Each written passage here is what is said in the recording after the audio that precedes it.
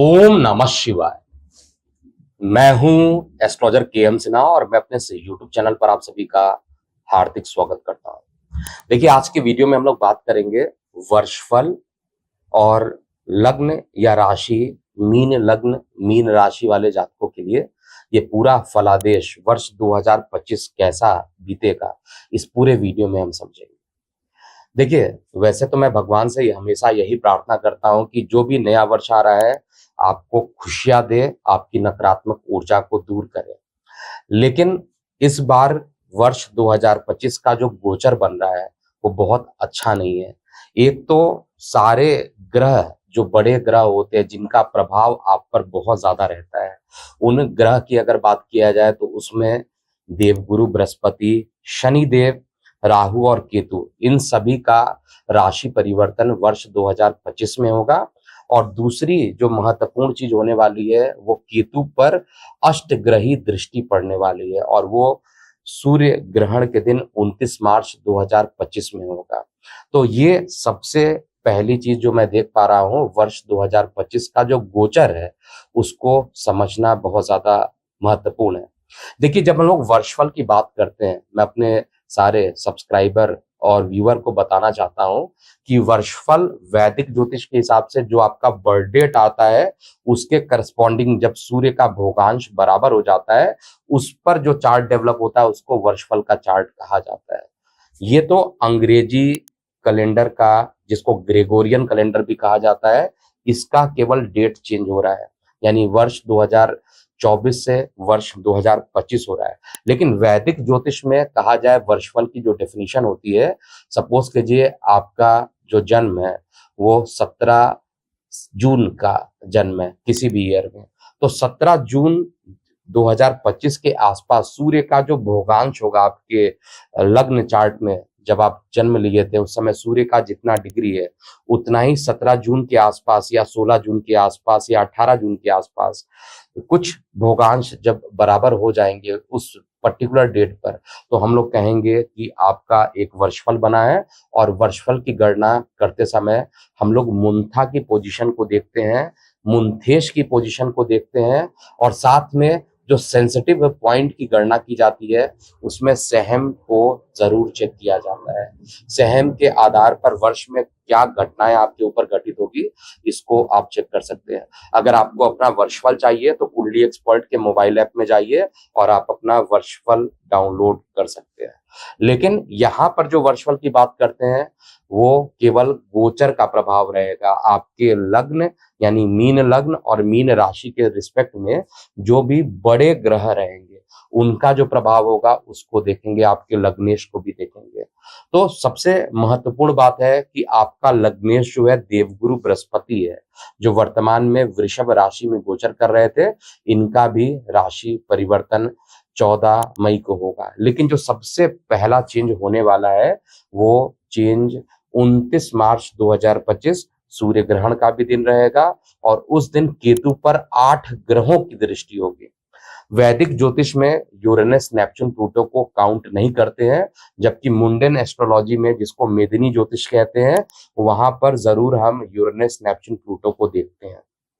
वर्ष 2025 विश्व के लिए कैसा होगा वो जरूर अगले वीडियो में आप देखिएगा। लेकिन आज का जो वीडियो है ये पूरा डेडिकेटेड आपके लिए पर्सनलाइज्ड है। पर्सनलाइज कहने का मतलब है लग्न राशि के हिसाब से आपके लिए पर्सनलाइज्ड है, लेकिन आपका जो बर्थ डिटेल है उसके हिसाब से आपकी दशा, अंतरदशा, प्रत्यंतर दशा अलग अलग होगी। इसलिए गोचर का प्रभाव सेम रहेगा, लेकिन इसकी इंटेंसिटी दशा अंतरदशा के कारण थोड़ी सी डिफरेंट हो सकती है। तो सबसे पहले हम लोग बात कर रहे हैं कि वर्ष 2025 महत्वपूर्ण क्यों है। आखिर इसमें एक तो सभी ग्रहों का, जो बड़े ग्रह होते हैं जिनका प्रभाव आप पर बहुत दिनों तक रहता है, जिनमें शनि, राहु, केतु और बृहस्पति होते हैं, सभी का राशि परिवर्तन होगा।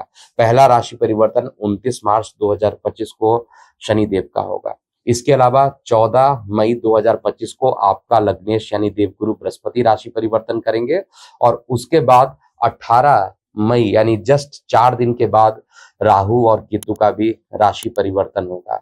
कुछ टाइप तक शापित योग या पिशाच योग का फॉर्मेशन होगा, जो शनि और राहु की युति के कारण बनेगा और मीन राशि पर ही ये बनने वाला है। इसलिए आपके लग्न पर शापित योग जो रहेगा वो 29 मार्च 2025 से लेकर 18 मई 2025 तक ये शापित योग भी बना रहेगा।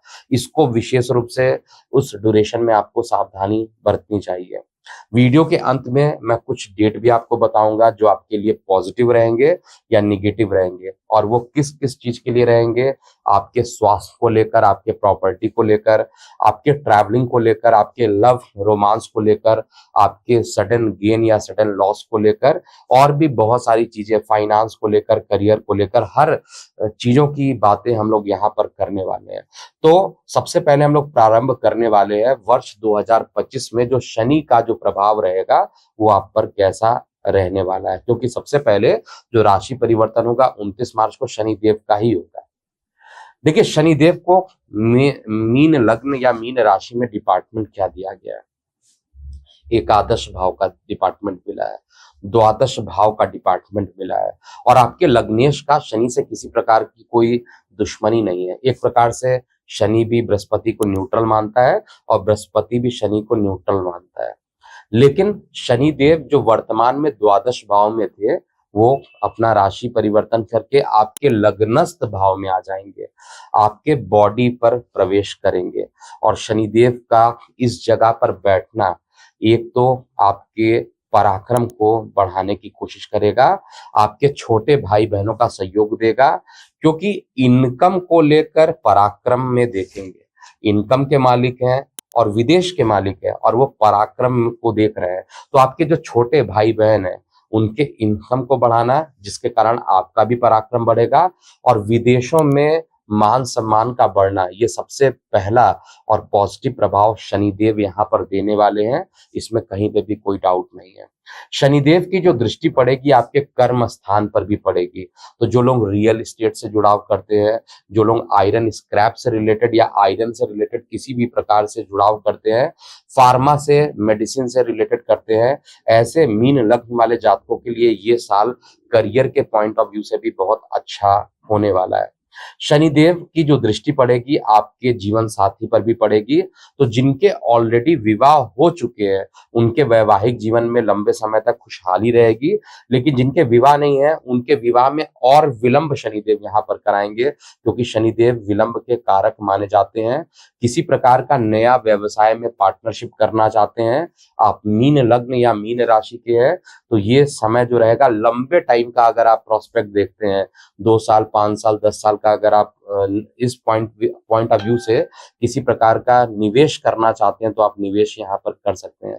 तो शनि का जो प्रभाव रहेगा ऑलमोस्ट आपके लिए अच्छा ही रहेगा, बहुत खराब नहीं रहेगा। विदेशों से लाभान्वित होंगे और खुद भी लाभान्वित रहेंगे। छोटे भाई बड़े दोनों भाई बहनों का जो संबंध रहेगा आपसे बहुत ही अच्छा होना प्रारंभ हो जाएगा। तो कहीं पे भी शनिदेव आपको नकारात्मक प्रभाव नहीं दे रहे हैं।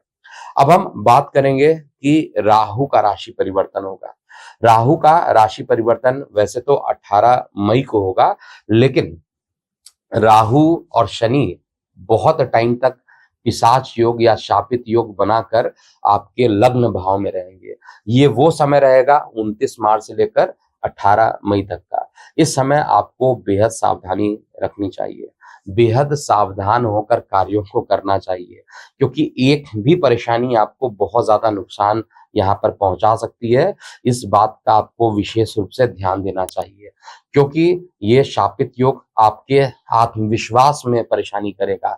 लग्नस्थ भाव में ये शापित योग बनेगा तो आपका जो मानसिक स्थिति है इन 2 महीने में मानसिक तनाव कुछ ज्यादा हो सकता है। कई बार चाहते ना चाहते ही अपने आप को आप खुद धोखा देने की कोशिश कर सकते हैं। आपके मन में नकारात्मक सोच आ सकती है, सुसाइडल टेंडेंसी भी उत्पन्न हो सकती है, लेकिन आपको भगवान विष्णु की लगातार पूजा करना चाहिए, यानी विष्णु देव की अगर आप पूजा करते रहते हैं लगातार, तो फिर आपको कोई किसी प्रकार की परेशानी नहीं होगी। विशेष रूप से 29 मार्च से लेकर 18 मई तक का जो डेट है, इसमें आपको भगवान विष्णु की, श्री हरि की जो उपासना है, विष्णु सहस्त्रनाम आप कीजिए या विष्णु देव की पूजा कीजिए, जिससे कि कोई भी नकारात्मक प्रभाव रहेगा वो कम होगा। क्योंकि जब पिशाच योग या शापित योग बनता है, जिस भाव में बनता है उस भाव का नाश कर देता है।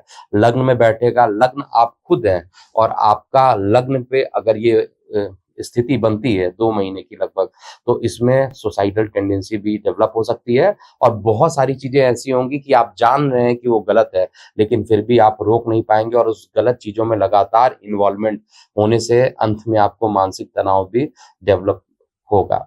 तो राहु और शनि का जो एक साथ पिशाच योग जो बनेगा, वो आपके लिए बहुत अच्छा नहीं रहने वाला है। इसके बाद हम बात करने वाले हैं राहु और केतु का जो राशि परिवर्तन होगा। क्योंकि राहु जो है वर्तमान में जहां पर है वो आपके लग्नस्थ भाव में है, आपको अच्छे परिणाम भी दिए होंगे, लेकिन अब ये द्वादश भाव में जाकर बैठ रहे हैं, और साथ में केतु जो है आपके सप्तम से निकल के षष्टम भाव में बैठ रहे हैं। देखिए, षष्टम भाव का केतु ओवरऑल कहा जाए तो रिजल्ट अच्छा देता है, इसमें कहीं कोई डाउट नहीं है। अगर आपके ऊपर कोई लिटिगेशन है, कोई परेशानी है, गुप्त शत्रु है, आपके शरीर में रोग उत्पन्न हो गया है, तो इनसे रिकवरी कराएगा, इनकी परेशानियों से आपको दूर करेगा। तो हर तरीके से पॉजिटिव रिस्पॉन्स केतु का षष्टम भाव में जरूर देगा। उपचय भाव भी है षष्टम भाव, इसलिए यहाँ पर केतु का प्रभाव आपके लिए अच्छा रहने वाला है। लेकिन मुझे परेशानी है राहु से।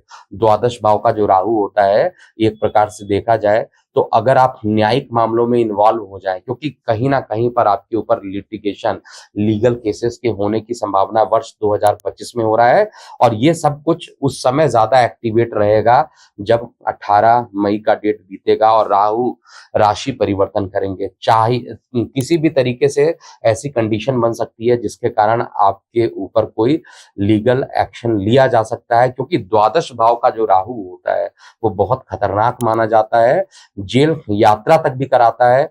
इसलिए आपको कोई भी डॉक्यूमेंटेशन पे अगर साइन करना हो तो बहुत सावधानी से कीजिएगा। जिन पर आपको ट्रस्ट नहीं है उनके साथ आपको रिलेशन बनाने की बिल्कुल भी जरूरी नहीं है।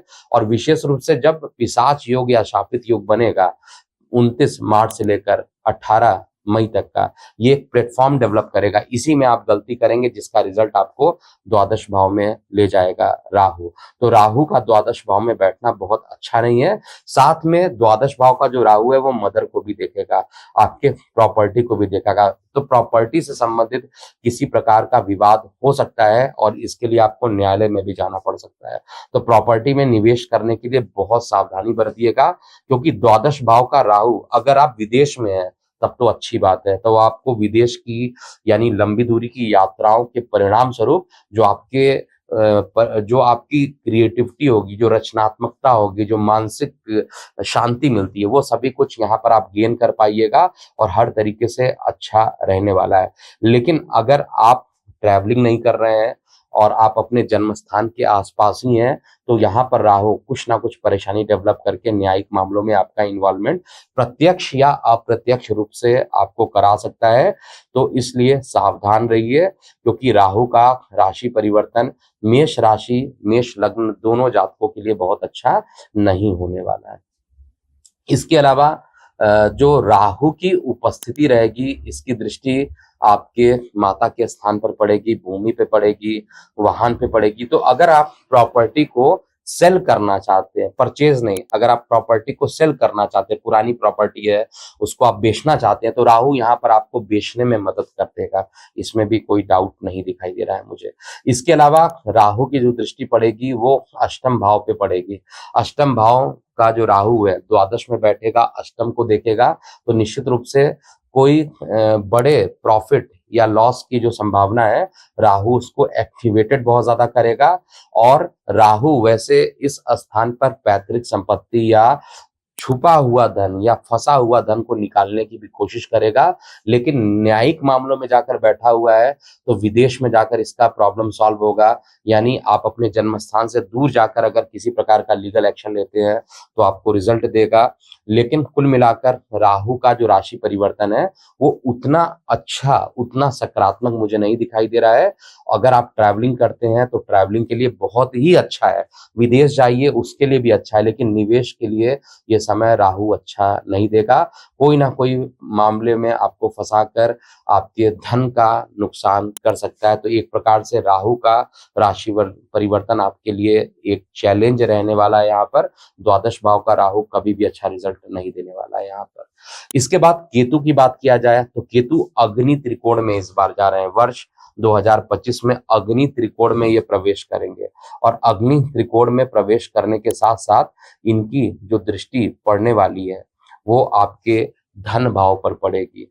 यानी जहां पर मेष राशि है, 1 नंबर का साइन बना है, वहां पर जाएगी और साथ में धनु राशि में पड़ेगी। धनु का मतलब हो गया कि आपके दशम भाव पर पड़ेगी। तो किसी प्रकार के चोट चपेट का लगना ऐसा हो सकता है। नौकरी या व्यवसाय में किसी प्रकार का स्थान परिवर्तन भी हो सकता है। केतु भी यही इंडिकेट कर रहा है कि जन्म स्थान से दूर जाइए, राहु भी यही इंडिकेट कर रहा है कि जन्म स्थान से दूर जाइए। इसलिए स्थान परिवर्तन अगर वर्ष 2025 में किसी भी कारण से होता है तो ये इंडिकेट कर देता है कि आपके लिए आने वाला समय सही रहेगा। फिर राहु और केतु का जो नकारात्मक प्रभाव रहेगा वो उतना आपके ऊपर रहने वाला नहीं है। लेकिन फिर भी आपको यहाँ पर सावधानी के साथ काम करना चाहिए। जो लोग डॉक्टर हैं, सर्जरी रिलेटेड काम करते हैं, उनके लिए यही केतु आपको कॉम्पिटिटिव मामलों में भी सफलता देगा। कुछ नए खोज अनुसंधान में भी आपको रिजल्ट अच्छा देने वाला है, आपके नेम फेम को भी बढ़ाने वाला है। तो शनि जहां पर आपको डिसिप्लिन में रहना सिखाएगा, विदेशों से लाभान्वित कराएगा, बड़े और छोटे दोनों भाई बहनों का सहयोग देगा, वहीं पर राहु आपको कुछ तकलीफ भी देने वाला है। केतु का प्रभाव मोर और लेस आपके लिए अच्छा है, लेकिन परिवार में कुछ ना कुछ केतु का जो इंडिकेशन है वो अच्छा नहीं है। किसी प्रकार का जो दुखद समाचार है वो केतु यहाँ पर दे सकता है पूरे परिवार में। तो इस बात का आपको विशेष रूप से ध्यान देना चाहिए। अब हम लोग बात करेंगे आपके लग्नेश के लिए, यानी बृहस्पति देव का क्या प्रभाव होगा वर्ष 2025 में। क्योंकि बृहस्पति देव को अगर हम देखते हैं, आपके लग्न के मालिक है, आपके दशम भाव के मालिक है और खुद इस समय पराक्रम में, मेहनत में जाकर पिछले साल से बैठे हुए हैं। लेकिन इस बार इनकी गति जो रहेगी वो बहुत फास्ट होने वाली है।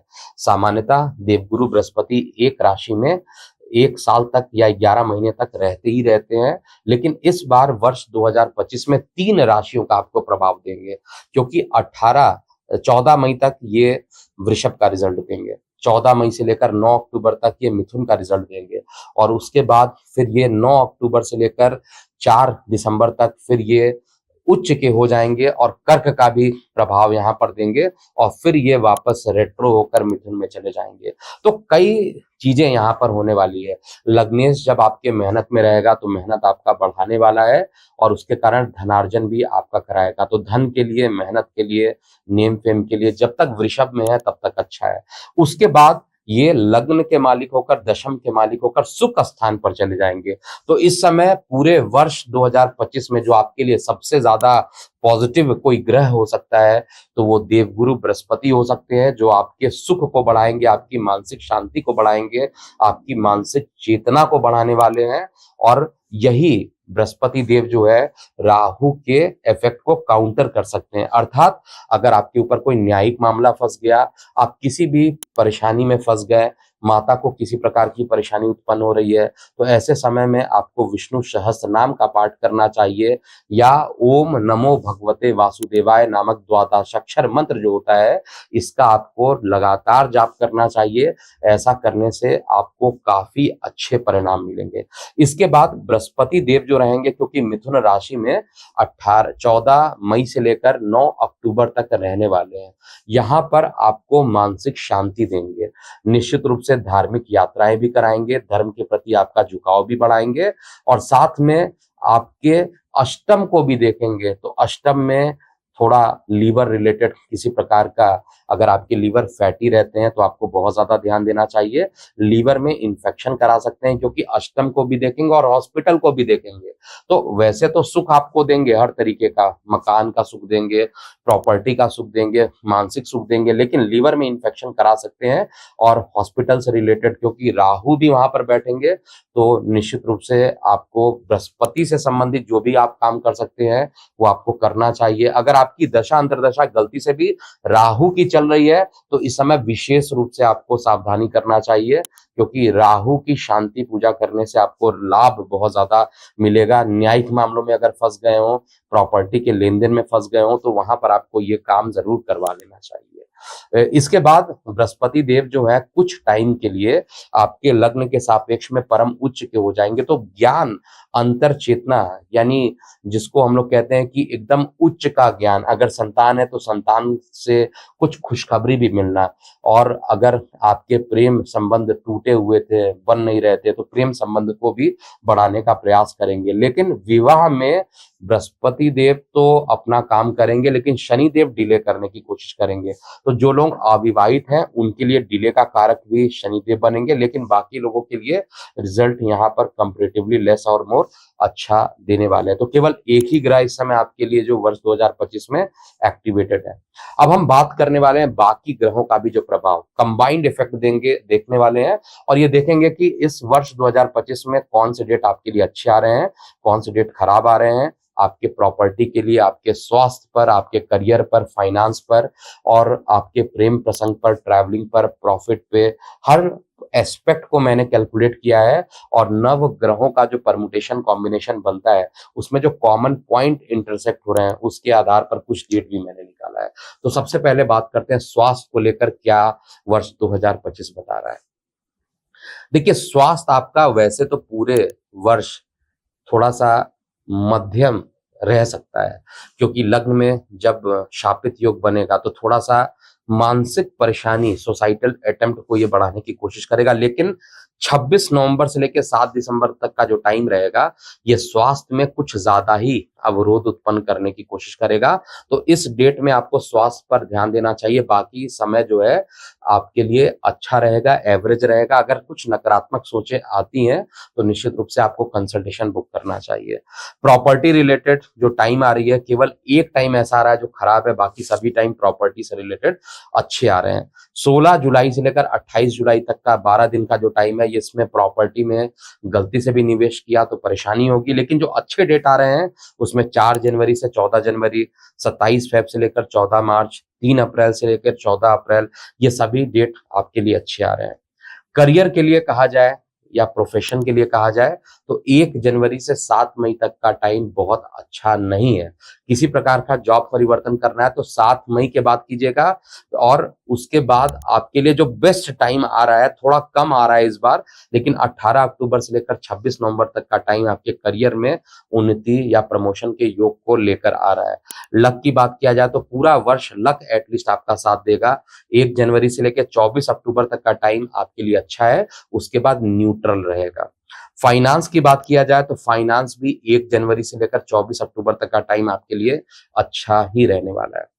शिक्षा के लिए बात किया जाए, संतान के लिए, प्रेम प्रसंग के लिए, तो जो खराब समय आ रहा है वो 1 जनवरी से 7 मई तक का टाइम आ रहा है, जिसमें थोड़ी परेशानी हो सकती है, और उसी समय शापित योग या पिशाच योग भी बनेगा। तो 1 जनवरी से 7 मई तक का जो टाइम है अच्छा नहीं है, लेकिन 18 अक्टूबर से लेकर 26 नवंबर तक का टाइम आपके लिए अच्छा रहने वाला है। मैरिड लाइफ की बात किया जाए तो केवल 16 जुलाई से लेकर 21 अगस्त का टाइम है, जिसमें आपके मैरिड लाइफ में कुछ परेशानी हो सकती है। इसके अलावा 3 रेंज ऐसे निकल के आ रहे हैं जिसमें आपकी मैरिड लाइफ अच्छी रहेगी। 4 जनवरी से 14 जनवरी, 27 फेब से लेकर 14 मार्च, और 3 अप्रैल से लेकर 14 अप्रैल का डेट कैलकुलेशन में निकल के आ रहा है। ट्रैवलिंग के लिए 1 जनवरी से 29 मार्च तक कोई भी ट्रैवलिंग नहीं कीजिएगा।